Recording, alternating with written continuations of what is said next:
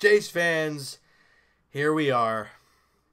Game 162 of the Toronto Blue Jays season, and it's over. Jays lose 9-4 to the Tampa Bay Rays, and the season comes to a close with a series loss and losing to a team that you can barely ever beat. The Blue Jays end the year 73-89. Again, not a good season, of course, when you're coming into... Look, when you had the roster you had coming into the year, you expected some possibly good things if people stayed healthy and if people were consistent. Well, clearly that did not happen, and the Jays became sellers fairly quickly after the month of April. But we're here to talk about this game and what it was. Really nothing crazy. Like I said, Jays lose 9-4, and pitching-wise, Gavilio was not great. 5 2/3, 6 hits, 5 runs, walked 3. Wasn't good. Jose Fernandez came in to face a couple batters, gave up walked a guy, and struck out a batter as well. Joe Biagini in 2/3 gave up 3 hits and 3 runs and walked 2. He was terrible. And Taylor Guerrero gave up in 1 1/3, gave up 1 hit and 1 run. So pitching-wise, wasn't very good. Offensively, the Jays had 9 hits, 3 for Kevin Pillar, and with the double, he gets his 40th RBI, or excuse me, rewind, 40th double of the year, and what a great job for Kevin Pillar. Guys, as much as we talk a lot about him and about his inability to swing at good pitches and all that, he has always been a consistent 250 hitter for this team. 252 on the rest of the season. 65 RBI or runs scored, 59 RBIs, 15 home runs, 40 doubles, a couple triples, and he didn't even strike out 100 times in his 142 games. Very good for Kevin Pillar. He also only walked 18 times, 14 stolen bases. Look, he was all right, guys. I mean, that's what Kevin Pillar is. He'll hit you 250 and give you good defense. That's what Kevin Pillar is. Jonathan Davis went 1 for 2. Randall Grichuk 1 for 3 with an RBI, so he wraps up the season hitting 245. So after that abysmal start to the year he had, he finished the season strong. And did he pick up an RBI in this game? He did pick up an RBI. His 61st RBI, 60 runs scored. Did he strike out today? No, he did not. So he ends the year 2 strikeouts less of a strikeout per game. So if you're trying to find positives, there you are. But 31 doubles for... Or did he get a double in this one? I think he did, actually. I think Randall Grichuk did get a double. 32 doubles on the year for him. 25 home runs.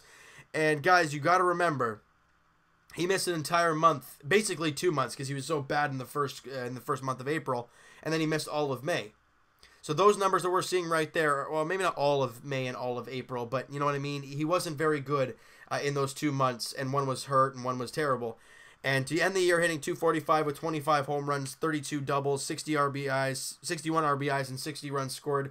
Way to go, Randall Grichuk. A very, very good first year as a Toronto Blue Jay. Dwight Smith Jr. 0 for 1. Billy McKinney 0 for 4. Teoscar Hernandez 0 for 4 with a run scored and a walk. Rowdy Tellez ends the year hitting, 314 as a Blue Jay, 329 on base percentage for the Jays. 2 for 4 in this game with a couple strikeouts.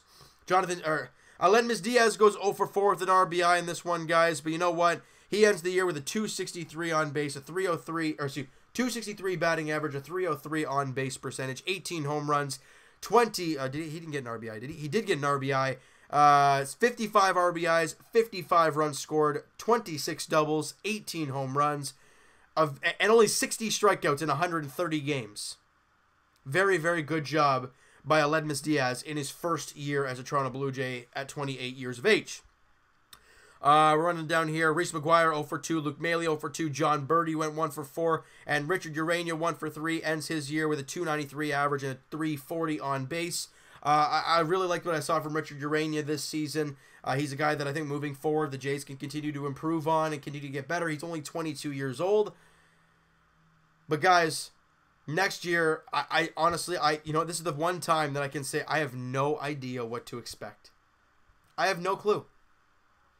I assume this team is going to let the rookies play as well as sign the veterans like they did this year with Granderson, Clippard, Axford, guys like that. Bringing in the veterans to show the rookies the ropes. That's probably what we're going to see next year. Again, I don't know.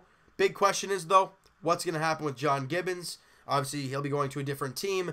But who's going to be the next manager of the Toronto Blue Jays? That's the question up in the air. We have no clue who that's going to be as of right now. Could be an in-house name, could be a former player, could be an old manager of another team. I don't know what to expect, But guys, as of right now, we're just dwelling on the season that was. Now, first things first, we won't do the season review for a little while, just for the fact that I want you guys to be able to kind of think about the year as a whole, what was good, what was bad, what was terrible, and all that stuff. And then I'll come back to you guys in like a week or two and kind of do a season review of my feelings towards it and my feelings moving forward for this team.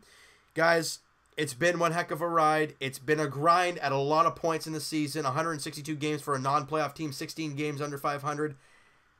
It is a grind. And I appreciate all your guys' support through every single video.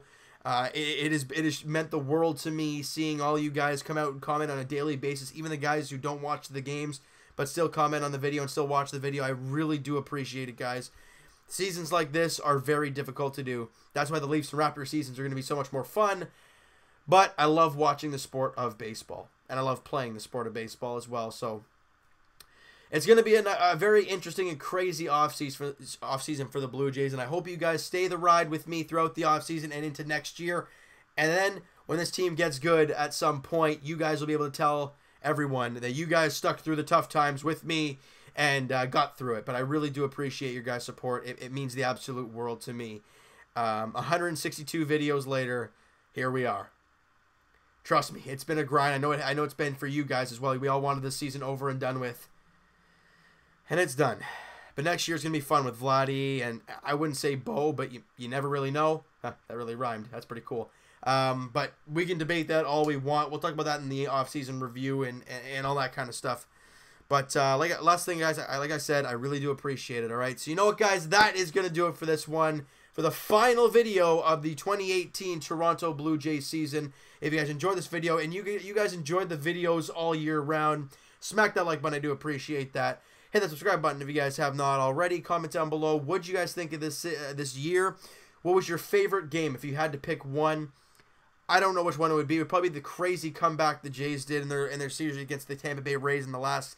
See, there's quite a few games. There's a lot of walk-offs this year for the Blue Jays, but you could say Lourdes Gurriel's crazy two-hit streak that he had going. You could say Rowdy Telez's ridiculous streak to start his young career.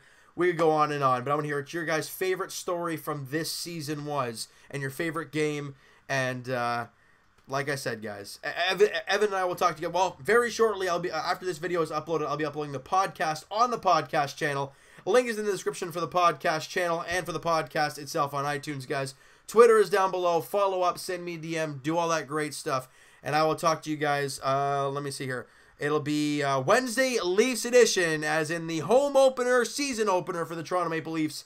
Puck drop, 7 p.m. at the Scotiabank Arena. Freddie Anderson, Carey Price, the expected starters in that game, as the Leafs kick off their 2018-2019 season against the Montreal Canadiens. And as for the Toronto Raptors, they play their next preseason game. I think it's on Tuesday. Let me just check here. Tuesday night, 9 o'clock tip-off in Utah, in Salt Lake City, Utah, against the Jazz, as the Raptors look to go 2-0 in preseason and continue to show strides as they get closer and closer to the season beginning on October 17th. And as for the Blue Jays, guys, once again, thank you so much for all your support during this crazy ride of a season that it was. It's been a grind. It's been hard, but we got through it, and I can't say it enough that I really thank you guys for every single second of your support. It really means the world. But the next time I'll be talking to you guys, Jays Edition, will be in the next few weeks sometime. I'll let you guys know on Twitter and in the Leafs and Raptors videos when I'll be doing it. Jays Edition, we'll be doing the Blue Jays 2018 season review. I hope you guys enjoyed the year as a whole, and I hope you guys enjoyed the ride you guys took with me. It was a lot of fun, and we'll talk to you guys then.